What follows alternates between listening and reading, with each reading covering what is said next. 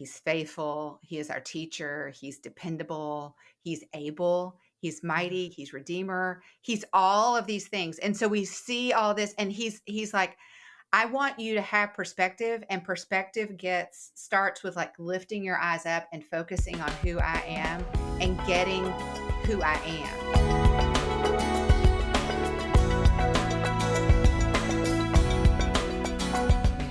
You know, we started off this series on Monday, and I was talking about how God is in the business of showing off. Yeah. I think what God is in the business, his objective in showing off is teaching us about who he is. Yeah. He's faithful. He is our teacher. He's dependable. He's able. He's mighty. He's redeemer. He's all of these things. And so we see all this, and he's like, I want you to have perspective, and perspective starts with like lifting your eyes up and focusing on who I am and getting who I am. Yeah. And I think in our busyness and our chaotic lives, and just so you know, I've been doing a study on this, and I'm happy to announce here today, there is not a passage that says, be ye busy. It's not in here. Even the Proverbs 31 woman who was busy had servants. Exactly. It's not a commandment. Are there people who are diligent? Are there people who are pursuing the will of God and actively doing? Yes. But it's not, there's a command to wait upon the Lord.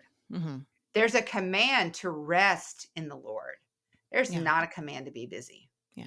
And yet that's the enemy tries to draw us in with this whole busy. And I believe the objective of the busyness that he invites us to. So we have two invitations, right? We need to RSVP. We've got an invitation from the enemy to be distracted and busy, right? And then we've got this invitation from the Almighty that says, rest in me, know me, wait on me. Psalm 46:10, be still. Exactly. And know that I am God. Exactly. And that brings us back to that Jeremiah passage of being at the crossroads and looking for the ancient paths. And we got to make a decision, right? Yeah. We don't get to camp out at the crossroads. We got to pick a direction. Yeah. And getting to know God is really, to me, the number one blessing of home education. Mm-hmm. Has been my relationship with God.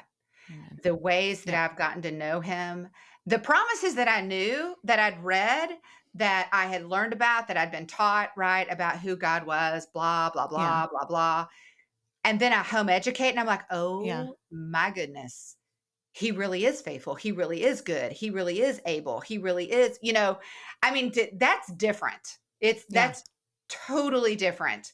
And then I'm having these experiences, and then I've got these kids, and let me tell you. Yeah. He is faithful, and he is good, and he is dependable, right? And they're like, okay. And then they get a little older, and I'm like, he is. And see, that's what this is about. And, you put them on the bus, and you miss 8 hours of God showing off. Yep. And you miss all that time to celebrate who he is and to get to know him.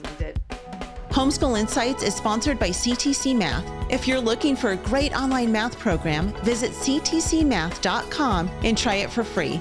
For more great homeschool inspiration and resources, listen to the Schoolhouse Rocked Podcast every Monday, Wednesday, and Thursday.